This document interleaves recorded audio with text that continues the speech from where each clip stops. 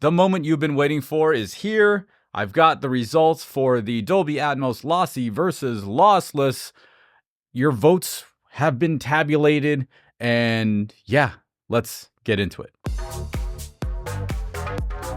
Now, for those of you that didn't watch the first video, I would recommend you go check that out.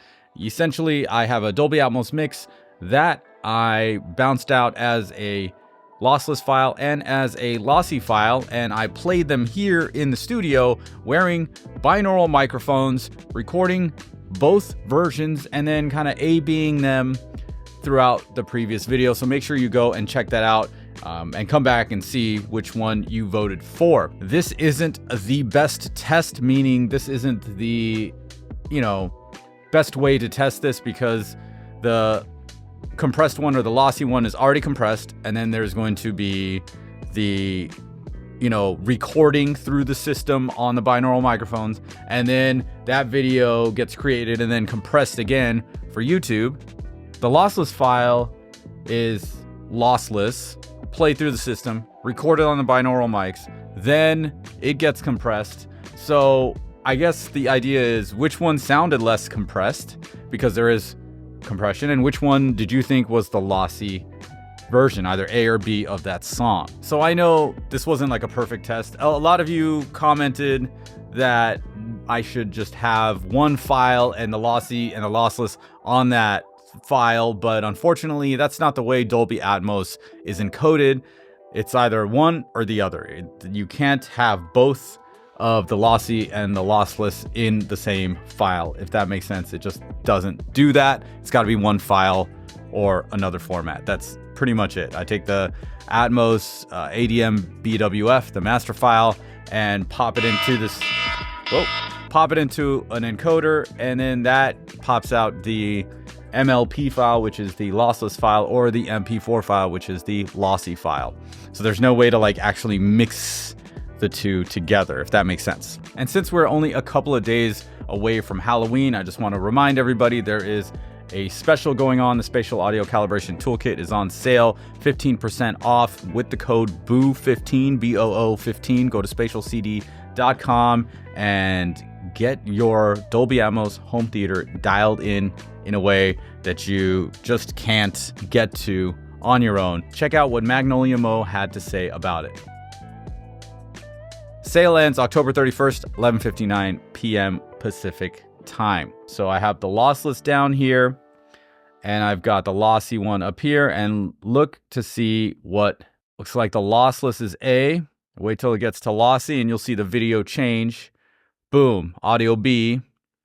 That's the lossy one. And then boom, the lossless. And then B is the lossy.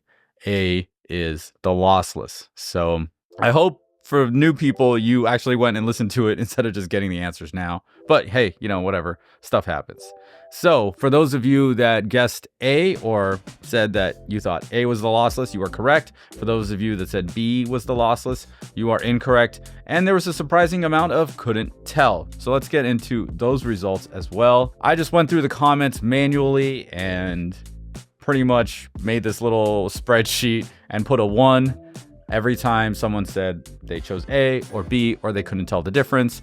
And at the very bottom, I just summed it up with the little sum function here in Excel. 36 people thought A was lossless. They were correct.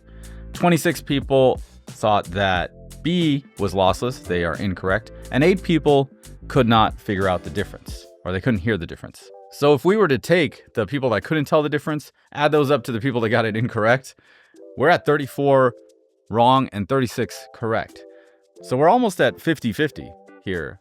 So that begs the question, is it really that noticeable? The only thing that's different between the way you guys would experience something like that is if you were to play the 4K Blu-ray disc and then play a version of that on a streaming platform. And I definitely think in that situation, you would hear a difference. However, since I have the files, I can actually play both files. The lines might be a little less definitive, right? Like it'd be harder to tell. So here's what I'm doing. I put both files down in the description. It's a zip file. Unload it and play it on your media player and see if you can actually hear the difference between the two yourselves in your own home theater, and try it out that way and let me know what you guys think down in the comments once you have done that. Now, before I go, I do have another question to ask of you guys. I'm not sure you saw the video I created where I have a switcher, which is this guy right here, and this will allow me to change 16 channel sources at the touch of a button from my main listening position, meaning I can A/B 16 channel processors. I could have content going and I can just hit the button and it'll change from one source to the other. The amplifiers are the same, the speakers are the same, the room clearly is the same. Everything's going to be the same.